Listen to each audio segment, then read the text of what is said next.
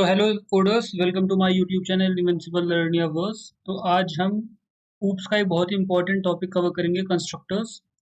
और इसके पहले हमने क्लास एंड ऑब्जेक्ट को बहुत ही डिटेल में देख लिया है, और उसके पहले फोर पिलर्स और ऊप्स का इंट्रो हो चुका है। तो उसको देखने के लिए आप लास्ट वीडियो की तरफ आप जा सकते हैं प्लेलिस्ट में। तो अभी हम बात करते हैं कंस्ट्रक्टर्स के बारे में। तो जावा में कंस्ट्रक्टर एक स्पेशल टाइप का मेथड होता है जो ऑब्जेक्ट क्रिएशन के टाइम ऑटोमेटिकली कॉल हो जाता है। मतलब जब भी आप न्यू कीवर्ड यूज करते हो, कंस्ट्रक्टर अपने आप को एग्जीक्यूट कर लेता है। आज हम इस लेक्चर में समझेंगे कि कंस्ट्रक्टर क्या होता है और कंस्ट्रक्टर के डिफरेंट डिफरेंट तरीके क्या हैं जिसमें वो डिवाइडेड है, जैसे कि no argument constructor, parameterize constructor, default constructor. और उसके बाद हम कंस्ट्रक्टर ओवरलोडिंग का एक कॉन्सेप्ट विद एग्जांपल समझेंगे, और क्या बेस्ट प्रैक्टिसेस हैं जो हमें इंटरव्यू और रियल वर्ल्ड प्रोग्रामिंग दोनों में यूज में आएंगी, उसके बारे में समझेंगे। तो सबसे पहले हम स्टार्ट करते हैं कंस्ट्रक्टर के बारे में। कंस्ट्रक्टर एक स्पेशल ब्लॉक ऑफ कोड होता है जो क्लासेस के अंदर डिफाइन होता है और ऑब्जेक्ट बनते ही एग्जीक्यूट हो जाता है। और इसके में ये बात है कि इसके पास कोई भी रिटर्न टाइप नहीं होता है, ना तो इसमें रिटर्न टाइप के लिए वॉइड का यूज किया जाता है। तो इसका सिंटैक्स कुछ इस तरह से होता है कि क्लास का नेम, फिर पैरामीटर, अगर है तो डाल दो, नहीं है तो कोई बात नहीं, क्योंकि इसके कुछ पार्ट में हमें पैरामीटर की भी जरूरत नहीं पड़ती है। उसके बाद फिर जो भी कोड हमें चलाना है या फिर जो भी वेरिएबल है वो हम डिफाइन करते हैं। इसके बाद फिर बात आती है कि ये मेथड्स और कंस्ट्रक्टर में डिफरेंस क्या है। तो मेथड्स का नाम कुछ भी हो सकता है, बट कंस्ट्रक्टर का नाम हमेशा क्लास के नाम जैसा ही होगा। मेथड्स को एक्सप्लिसिटली कॉल करना पड़ता है, बट कंस्ट्रक्टर ऑटोमेटिकली कॉल हो जाता है जब ऑब्जेक्ट बनता है। अब थोड़ा सा कोड देखते हैं किस तरह से इसको लिखा जाता है। तो ये यहाँ पे कोड है एक कंस्ट्रक्टर के लिए कि किस तरह से यहाँ पे कंस्ट्रक्टर बना हुआ है। तो यहाँ पे जैसे ही तो यहाँ पे जैसे ही न्यू कॉल हुआ, वैसे ही हमारा कंस्ट्रक्टर बन जाता है।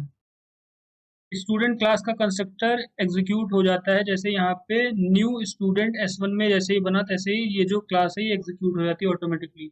इस तरह से इसका कोड है, जहाँ पे कंस्ट्रक्टर वाला पार्ट ये यहाँ पे नीचे पड़ा हुआ है कि जी इसके हेल्प से कंस्ट्रक्टर बन रहा है। अब हम ये समझते हैं कि इसको कितने पार्ट्स में इसको डिफाइन कर रखा हुआ है। तो कंस्ट्रक्टर को ब्रॉडली तीन पार्ट में ब्रेक किया हुआ है। एक है, पहला है नो आर्गुमेंट, फिर है पैरामीटराइज्ड, उसके बाद है default constructor. No argument constructor, जैसा नाम से समझ में आता है, ये कंस्ट्रक्टर कोई पैरामीटर नहीं लेता। यूज केसेस, जब आपको एक ऑब्जेक्ट बनाना है विदाउट पासिंग एनी वैल्यू और आप एक डिफॉल्ट इनिशियलाइजेशन करना चाहते हो। फॉर एग्जांपल, यहाँ पे एग्जांपल जो मैंने बनाया हुआ है वो देखो कि class string name int age, और देखो यहाँ पे कोई भी आर्गुमेंट नहीं पास किया गया है और कंस्ट्रक्टर बना दिया गया है स्टूडेंट का। Student name equal to unknown, age equal to कुछ नहीं, तो यहाँ पे कुछ भी पास नहीं हुआ है। और यहाँ पे जब S1 कॉल हुआ है तो न्यू स्टूडेंट, सीधा स्टूडेंट को यहाँ पे कॉल करेगा। अब यहाँ पे इनिशियली नेम और एज ये जीरो और अननोन आएंगे, यानी अगर कोई वैल्यू नहीं दे तो भी एक सेफ डिफॉल्ट वैल्यू इनिशियलाइज मिलती है इसमें, नो पैरामीटराइज्ड कंस्ट्रक्टर में। उसके बाद फिर बात आती है कि पैरामीटराइज्ड कंस्ट्रक्टर क्या होता है। इसमें हम वैल्यूज पास करते हैं जब ऑब्जेक्ट बना रहे होते हैं। जैसे ही हम अपना ऑब्जेक्ट बना रहे होते हैं, जैसे कि यहाँ पे अपना हमने एक डिफॉल्ट हमने दे रखा है कि name equal to N, age equal to one, लेकिन जब हमने पास किया तो उस वक्त हमने अमन और 21 डाल दिया। तो अब जब इसका आउटपुट आएगा तो इसका आउटपुट हमेशा क्या कहते हैं, अमन और 21 आएगा। तो इस केस में जब ऑब्जेक्ट बनेगा डायरेक्टली वैल्यूज असाइन कर दी गई है, यानी constructor help in initialising object with user defined values. उसके बाद फिर बात आती है कि डिफॉल्ट कंस्ट्रक्टर क्या होता है। डिफॉल्ट कंस्ट्रक्टर जावा में, अगर आप अपनी क्लास में कोई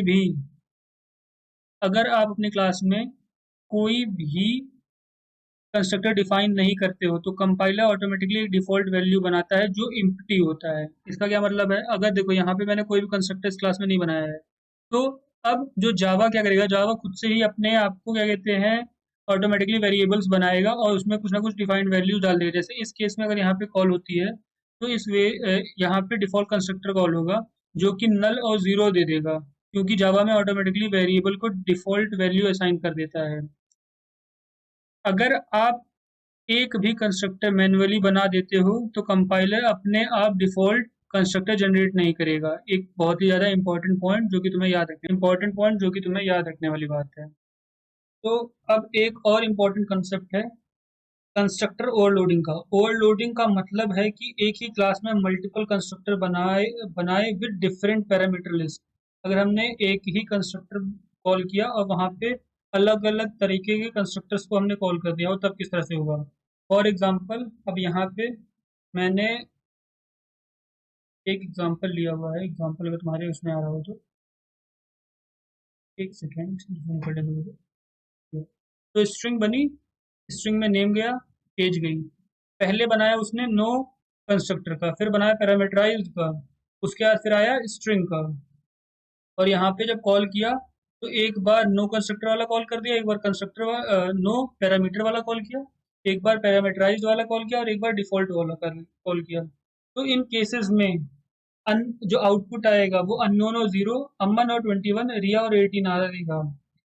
एक ही क्लास में मल्टीपल कंस्ट्रक्टर अलग अलग सिचुएशन में हैंडल कर रहा है। ये जो कॉन्सेप्ट है, इस कॉन्सेप्ट को ही हम कहते हैं कंस्ट्रक्टर ओवरलोडिंग। अब बात करते हैं कुछ बेस्ट प्रैक्टिसेस की जो हमें करनी चाहिए कि हमें किस तरह से हमें चीज़ों को लिखना चाहिए। कंस्ट्रक्टर को हमेशा हमें सिंपल इनिशियलाइज करना चाहिए। कंस्ट्रक्टर चेनिंग करनी चाहिए। अगर आपको मल्टीपल कंस्ट्रक्टर लिखने हैं तो दिस कीवर्ड यूज करके एक कंस्ट्रक्टर को दूसरे कंस्ट्रक्टर से कॉल कर सकते हो। दिस कीवर्ड को हम अपने नेक्स्ट वीडियो में डिस्कस करेंगे। अभी के लिए बस ये जानो कि कंस्ट्रक्टर चेनिंग मतलब जब कभी भी तुम्हें एक से दूसरे की तरफ जाना हो तो वहाँ पे दिस कीवर्ड को हम यूज करें। Useful mean use meaningful initialization, just से रोल नंबर्स, एज, इन तरह की चीज़ों का इनिशियलाइज हो, कुछ भी मत लिखो। जो वहाँ पे इम्पोर्टेंट है उसी का यूज़ करो। अगर आपको कॉम्प्लेक्स इनिशियलाइजेशन करना है तो फैक्ट्री मेथड या बिल्डर पैटर्न यूज़ करना बेहतर होगा instead of heavy constructor. Interview tip एक मैं दे देता हूँ। डिफॉल्ट कंस्ट्रक्टर, पैरामीटराइज कंस्ट्रक्टर और कंस्ट्रक्टर ओवरलोडिंग बहुत ही फेवरेट क्वेश्चंस होते हैं इंटरव्यू में, तो इसको आप जरूर तैयार करके जाएं।